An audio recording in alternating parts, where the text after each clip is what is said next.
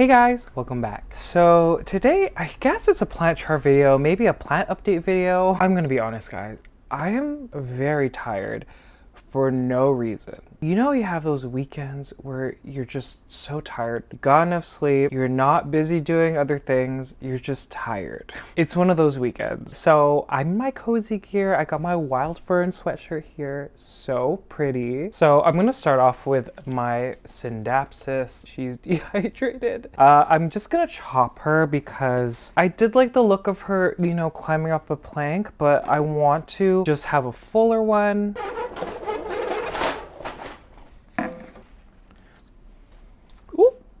So I'm just gonna do single node cuttings. I don't prefer to do this if the plant is dehydrated, but we're just gonna do it anyways. So first chop, 3, 2, 1. And we're just gonna keep going. So I'm just gonna put it in this little cup and I'm not gonna wait for the ends to callus over. I'm just gonna put some water in here and then wait for some water roots. And I'm thinking I'll put this in LECA when she has enough roots. But for now, we're just gonna put her, the leaves look so sad, guys. We're just gonna put her, I might put her against this west facing window here. If not, I'll just pop her under grow light. Oh my God, I'm spilling water everywhere. Okay, the next plant is one that it's been MIA for a bit and I'm kind of ashamed because I let the roots dry out and the roots rotted. It is the anthurium mutinum. Okay, let's just show what's left. This is all that's left, guys. So I have her in just plain water and oh, this is good. Okay, so there's only 2 left, but I was nervous for this one because she didn't have roots and I last checked up on her a week ago. Now she has these cute roots there and on the other side here. She didn't have these before, guys. I'm so excited. Okay, and then this one has good roots. I think they're gonna break. Don't break, don't break, don't break. Okay, they didn't break. Oh, look at these. Oh my gosh. So I think it's time to pot this one up in Pon. Y'all know that I had this one in LECA, it was doing great. But y'all know that all my massive anthuriums, they're in Pon. And so I'm gonna see if this one could get big in that substrate. Alrighty guys, we're just grabbing one of these self-watering planters, Cashpo, net pot, and then the meter that tells you the water level. Then we're just gonna put some Lechuza Pon. So I'm just putting a thin layer at the bottom. And guys, I can't get over these roots. So I find when I'm trying to rehab a anthurium, I like to first put her in water. You do have to watch out because these roots, they don't like to sit in water for too long. So usually when it gets to this length or even shorter, I like to then throw her into whatever substrate. And so here she is, guys. She looks so awkward and cute. I just have some leftover LECA nutrient solution and we're just going to pour. Okay, before I put that one back, I just want to update you guys. Look at my anthurium forgetii. Oh my gosh. Okay, so this was the one with very subtle venation for forgetii. This is the newest leaf. And I'm pretty sure she's pushing out a flower. Future Kevin, zoom in. I'm pretty sure that's a flower. So yeah, that is super exciting. The second one, same thing. So here is the new leaf. She is just so beautiful, guys. Oh my gosh. I love it. Like, she is so adorable. And yeah, they're just in my living room, just against my west facing window. And I'm just checking the reservoirs, they're okay. At this point, I am feeding them with nutrient solution every other watering. Okay guys, I need to figure out what to do with this Hoya. This is the Hoya Thompsonii white flowers. And she has grown so much. It is insane. So at first I was like, okay, so she's doing okay just trailing like this, but I think I want to put her on a trellis. Is that a good idea? Do you know what, guys? Because I'm trying to pull the vines up. They don't want to go up. I think they've grown so much that they're just happy trailing. All I'm gonna do is I'm just gonna water her because you could see in the meter, she is completely dry. And so we're just gonna use the leftover nutrient solution again. And so I'm just peeking in here. I know it's hard to see the perlite. I mean, not the perlite, the pod. And we're just gonna water through, guys. Okay, so she's pretty close to the top there. This is a very thirsty plant just because there are multiple propagations. I think this was one of the Hoyas that I propagated aggressively last year, and you can see like she is growing so wild. This Hoya has only bloomed once or twice for me. They are very strong. Here's a picture of the blooms.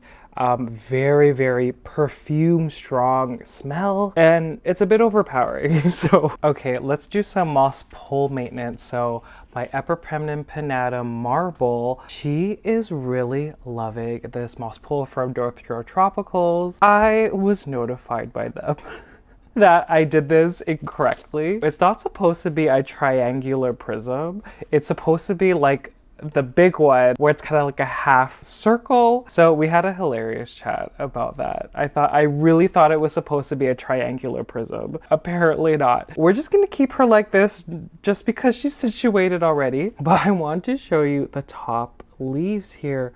Look at this new leaf with those two fenestrations. She is gorgeous. You can see this root down here. She is really latching into the moss. So she is dry right now. You could hear it. And yeah, guys, we're just gonna water her in the sink.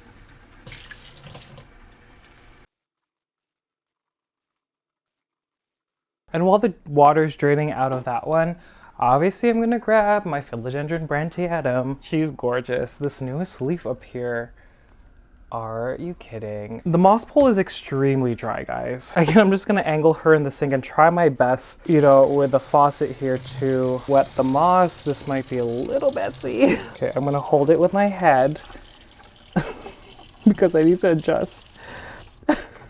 Ah, oh my gosh. Because I need to point it up this way, but I also need to hold her like this. Okay, is this gonna work, guys? Okay, it's working, it's working, it's working.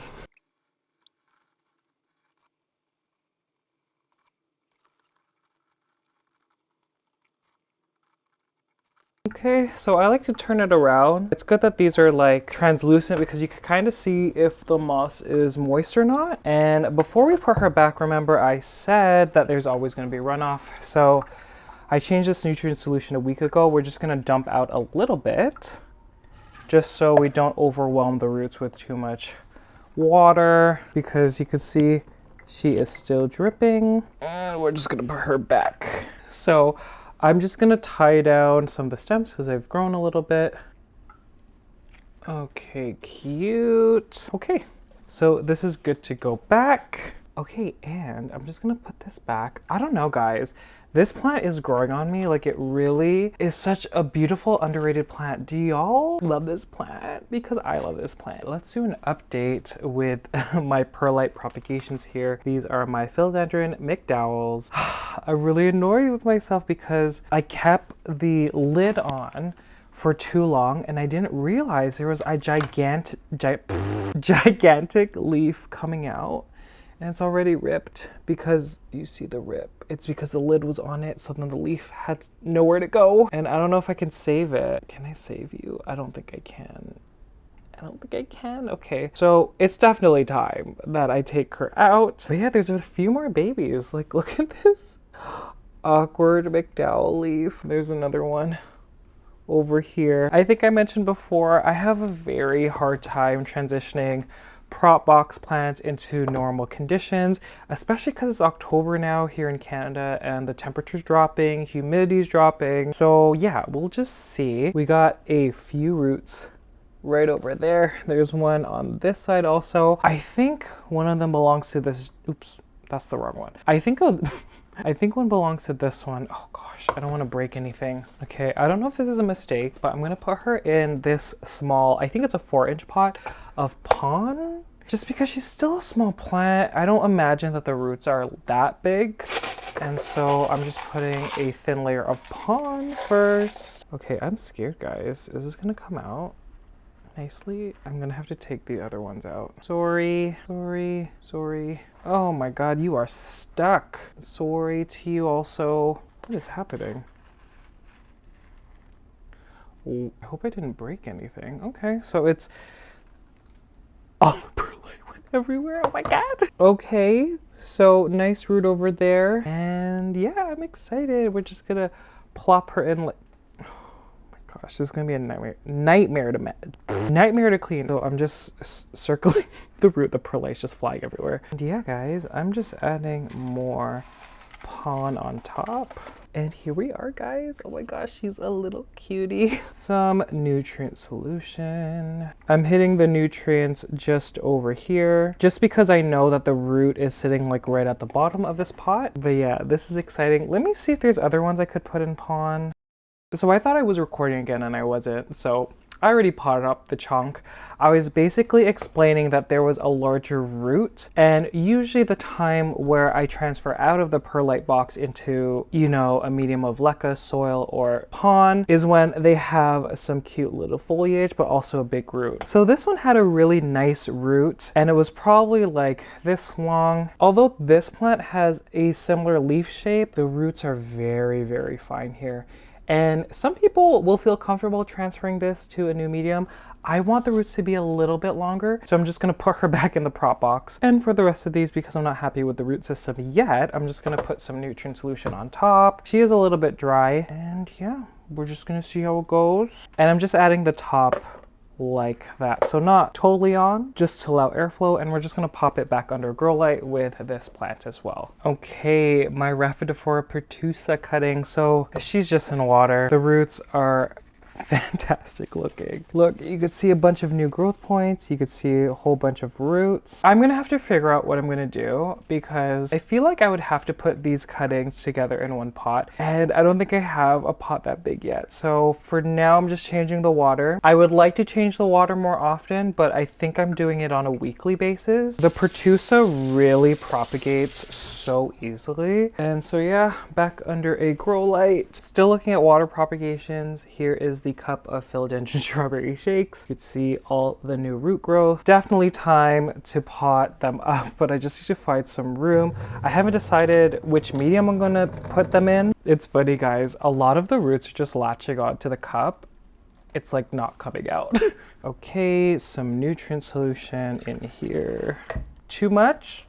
Probably, but again, I prefer to use up my nutrient solution as opposed to just dumping it out and wasting it. Okay, we're gonna do a little bit of an experiment with one of my Paphiopedilums. Paphiopedilums are in the orchid family. They're very different from Phalaenopsis plants. This is my Paphiopedilum bellatilum. I bought this when it was in bloom, so here's a picture. She is one of my favorite flowers that I've seen on any of my plants. When the main plant, which is these two leaves, drops the flower, the plant will push out a new growth, and that new growth will be the new plant that will push out the new flower. So she's done it here, and you could see that she's really small and really sad, but you could see that they're both next to each other. And with this one specifically, I'm going to experiment putting this one in pon. I've heard, I think I was watching Miss Orchid Girl, but she was saying that Paphiopedilums don't necessarily like LECA because the air pockets between the LECA are too large, and they don't necessarily like their roots sitting in those air pockets, and they need to be consistently moist. And so I just thought that if I put it into pon, the air pockets are a bit smaller, and if I keep the water line high enough, the roots would be happy and moist. So we're just gonna try, guys. Okay, so we're just taking it out of the aeroid mix here.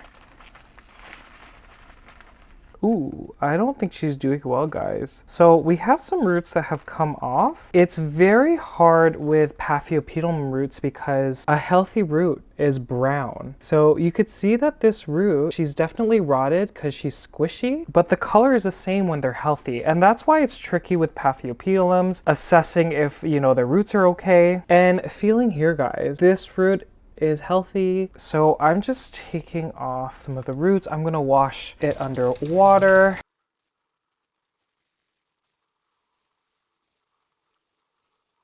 Okay, guys, so these roots are healthy. And I know they don't look healthy, but feeling them and knowing that Paphiopedilum roots are brown, the key, I would say, you see these little light brown dots over here, that's going to be new root formation. I think you could see on the other side, that's what this small little root is, just to submerge this under the substrate. And there's one leaf that's coming off.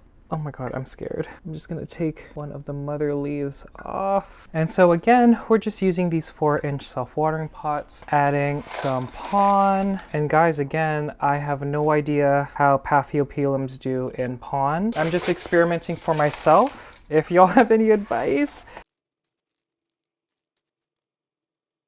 This is the mother plant here. So slowly this plant is going to die off just to give energy to the new point, which is this one. If I'm correct, the mother plant that already pushed out a flower will not push out another flower. It's gonna be the new one. So just make sure that the substrate is covering right under the plant just because the roots don't like the dryness of air, I guess. And yeah, I'm just gonna give it some nutrient solution.